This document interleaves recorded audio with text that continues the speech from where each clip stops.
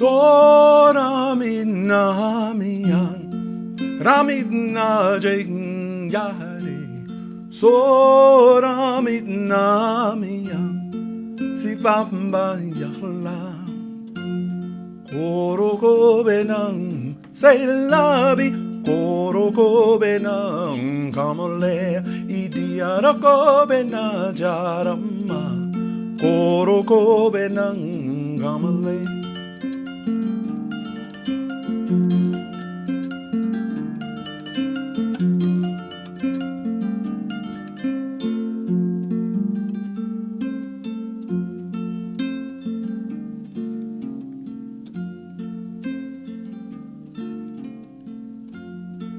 That language that you hear me singing in, it's called Bamana, or to be more precise, Bamanakan. It comes from an ancient tradition in West Africa, a storytelling tradition that dates back thousands of years. I am your host, the ubiquitous bard, Baba the Storyteller, plagued by an implacable passion for parables, proverbs, and pleasing palaver. I'm here today because I want to bring you a story. I have a story I want to share. But before I do, I know many are probably curious at what we're looking at and what you're hearing. So I'll give you a brief explanation of that, and then I'll get to the story that I want to share with you today. The instrument is called a kora, ancient harp of storytellers dating back thousands of years. It comes from a tradition in West Africa called Jaliyaa. The music that you're hearing is all ancient traditional music. And in Jalia, the people who practiced the craft of Jalia, the people who practiced the craft were known as griots. Griots were the living, breathing libraries of the people because, you see, everything was passed down from mouth to ear. It was an oral tradition. Yes, Jalia, a tradition of oral historians. And the tradition, the oral historians, they passed their craft down from father to son, mother to daughter. Yes, they were the living, breathing libraries of the people. In fact, it was said that whenever a griot died, it was as if an entire library had burned to the ground. I tell you what, stay with me for a little bit. When I finish this song, I'll come back and we'll talk a little bit, and then I'll share that story with you that I wanted to share. Yama, yama, yama, bimbe donna yama lokono, yama taduna fengono, bimbe donna yama lokono, yama taduna fengono, yama, yama, yama.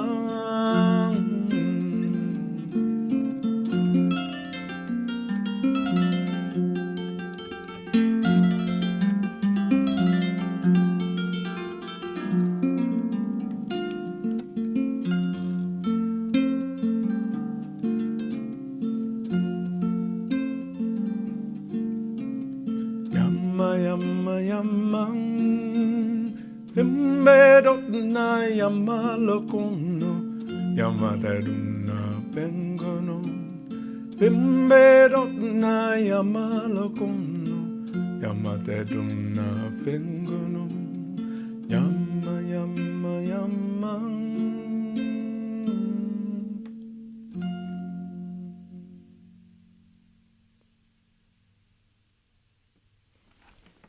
Thank you for allowing me to share.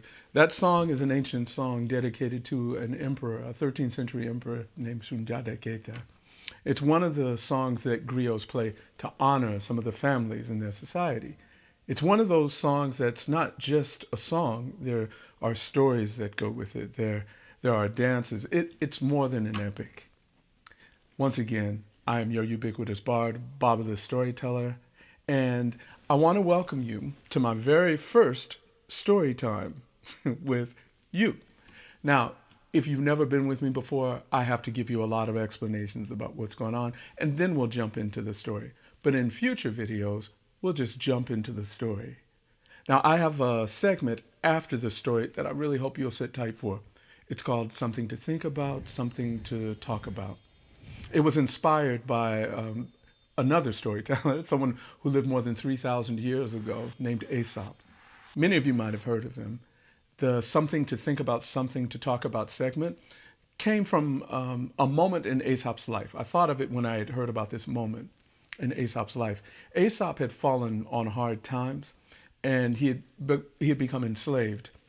And he was in a market, a slave market, being sold along with two other men. And a man walked over, a very famously wealthy man named Xanthus. And Xanthus came over and he looked at the three men, and the other two, not Aesop, the other two, they got very excited because they were aware that Xanthus was very wealthy. So Xanthus, he walks over to the first man and he says to him, "If I purchase you, what are you capable of doing?" And the first man, he says, "Everything, everything." Xanthus then goes to the next man and he says, "If I purchase you, what can you do?" And the next man says, "Anything, anything." And then he goes to Aesop and he says, "If I purchase you, what would you do?" And Aesop says, "Nothing." Well, Xanthus is caught off guard because he thinks that they all want to be purchased by him. So when Aesop says nothing, he asked him, he says, "Well, the first man says he can do everything. The next man says he can do anything. Why is it that you say nothing?" And then Aesop responds, repeating almost word for word Xanthus's words. He says, "Well, the first man, he says he can do everything. The second says he can do anything. And that leaves me with nothing." It's a cute little tale from the life of Aesop. We don't know much about Aesop's life, but there are a few tales like that that have been passed down through the ages. But my reason for naming the segment Something to Think About, Something to Talk About, Aesop was offering nothing. Well, I am offering something. And I hope that you remain after the story and see that it's something of value. Now, our theme for our story today, the theme is greed. And before you go into the story, I'm going to give you this proverb. The proverb says, "Greed feeds on what the greedy gather." Think about that for a moment. And then later on, we'll talk about that. But before we get to the story, I know you are so curious about the instrument, so I want to show it to you. The instrument is a harp. It is a harp out of West Africa that has 21 strings. Now, it's made of this big, huge part back here is a gourd. It's a gourd, a calabash, just like that's grown here in the United States. You'll also notice that there's a hole on the side of the gourd. Well, when the gourd is cut, it has a cow skin that's placed over it, and the cow skin is placed wet. When it dries really hard. Some people think it's a drum, but it's not. It's a harp.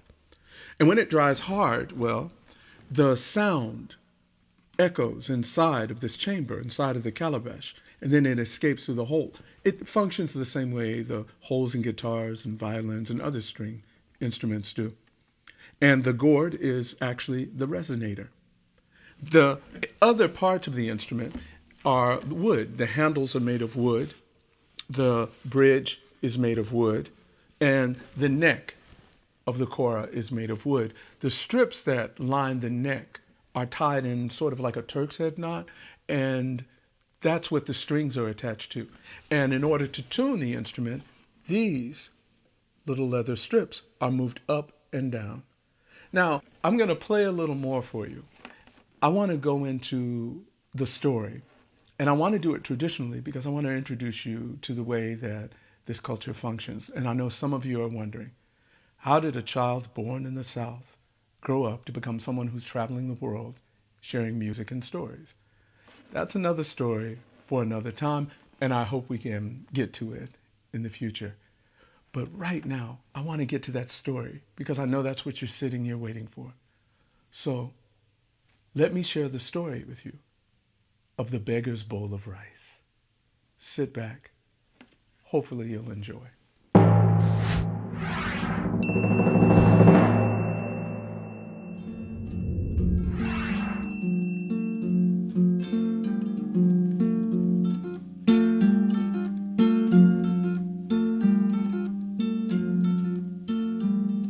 There was once a beggar. Oh, he would roam the streets of his village, and he was such an unfortunate soul. He lived in a shack, one that was barely livable, far from town. But every day he would take a little wooden bowl and he would come to the village, and he would roam the streets of the village, going from place to place, yelling out, "A little rice for my bowl, a little rice to feed this poor hungry soul." Every day he would walk throughout this village, begging that way, singing out his plea. And the people in his village, well, they weren't wealthy, but they were benevolent. And they would offer him what they had. And by the end of the day, by the evening, by nighttime, the beggar would have enough rice in his bowl to go home and to have a meal. This was his life day in and day out. Every day, all day, into the night.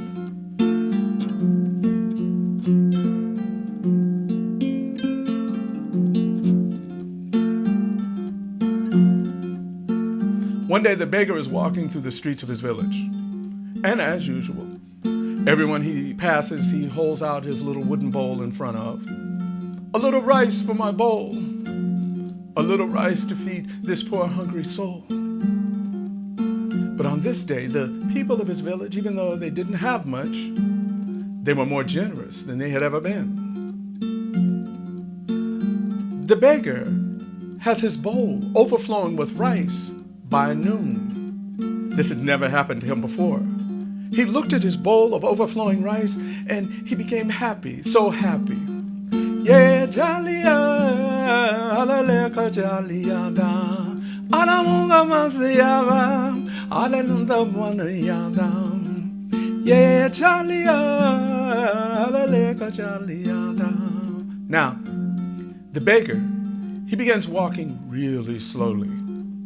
He doesn't want to drop a single grain of rice. This is the first time that he has ever had this much rice. And he's picturing himself at home, not having to beg into the night, being able to go home during the day and relax and have a meal. So he's walking very slowly down the main thoroughfare, the main road of the village. Slowly, slowly.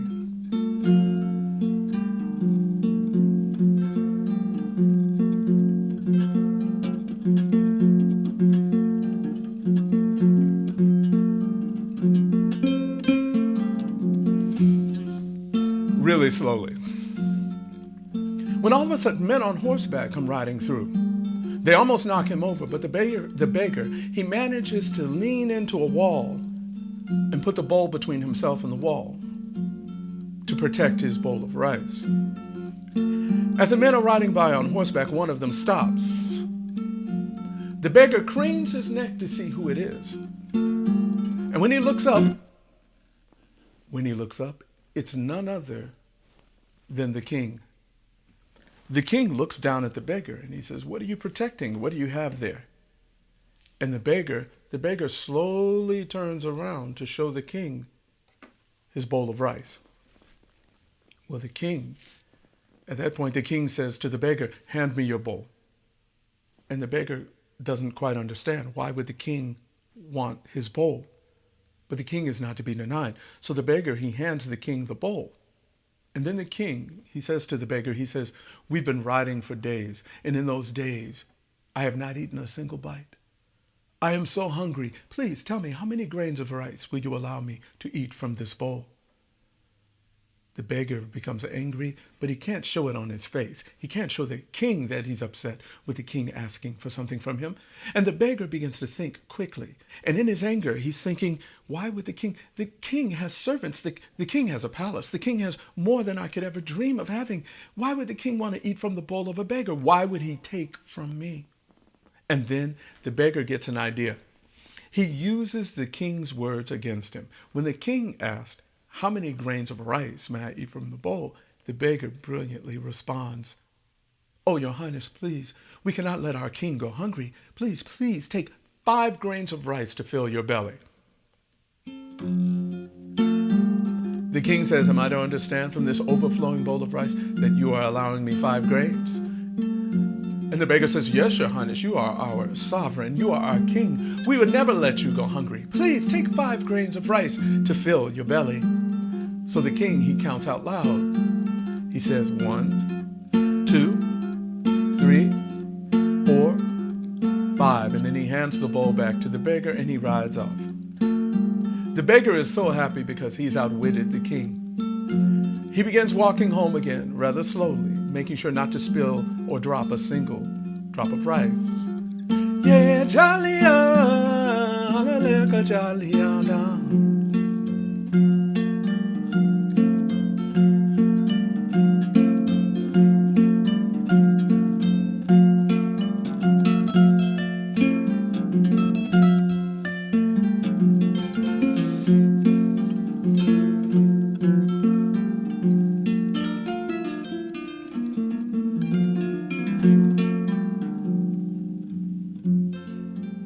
The beggar finally makes it home. And when he gets home, he puts the rice down. He is so overjoyed.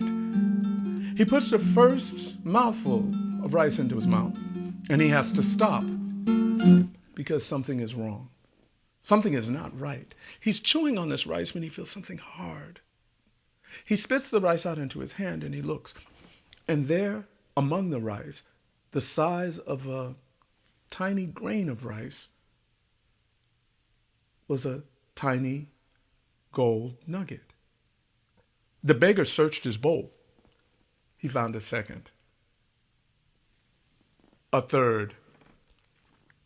Okay, you all are smart. How many did he find total? 5. And let me tell you something about this beggar. He was so poor, well, that he never understood where the gold came from. But you do, don't you?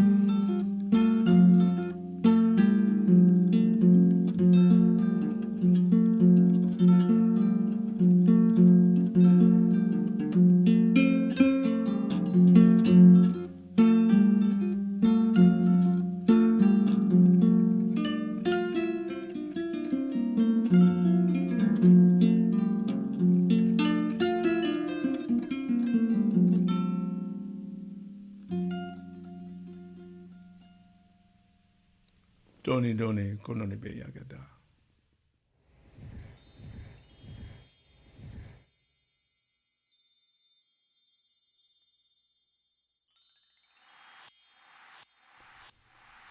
Welcome back, everyone.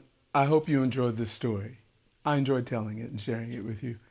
At this time, I want to enter into our segment something to think about, something to talk about.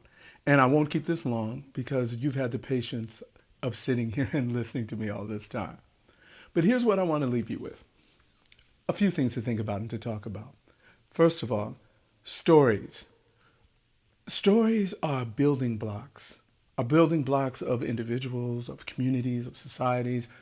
Stories are what make us who we are, or we could say our experiences, but all of our experiences are basically stories, right? But when we enter into stories, we must share our stories, because this is how we, and I like to say this all the time, tear down divisive walls of ignorance and intolerance with stories, and we build walls of compassion and understanding when we share our stories. I want you, if you listen to this story, if you enjoyed this story, to share it with someone else. Share it with family or loved ones, but share the story. And then the most important part of sharing is that enter into a discussion around the story. I have loved traveling the world for the past 25 years. And one of the most beautiful things I've ever seen is how other cultures engage in stories. They create an intergenerational conversation that is filled with so much love.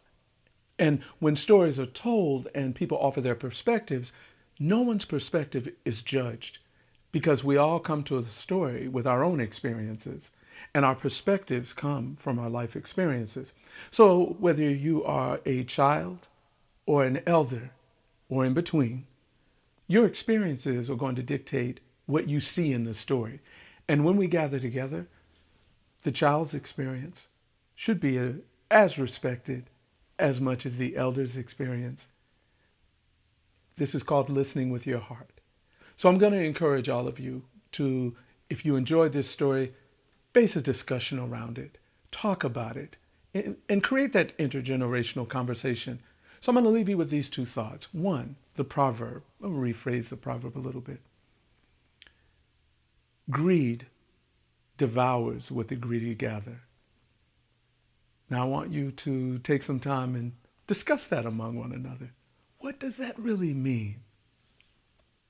The other thing I'm going to give you a statement about the beggar. Someone listening will understand this statement. Others might be a little confused. The beggar was not poor because he didn't have material possessions or he didn't have many things or much food. The beggar was poor for a lot of other reasons. If you understand that, lead the discussion on it. And I'm going to leave you with this. I'll explain this here one time, but I always use it. At the end of most stories, well, almost every story, you hear me say a Bamana phrase. Doni doni, kononi benyagada. That's one of my favorite phrases because it describes my journey as a storyteller over the past 25 years. Let me tell you what it means. Doni doni, kononi benyagada, translated means little by little, the small bird builds its nest. I am your alchemist of allegory, Baba the storyteller. I hope you've enjoyed this time together. So until our paths cross again, Doni doni, kononi be yagada.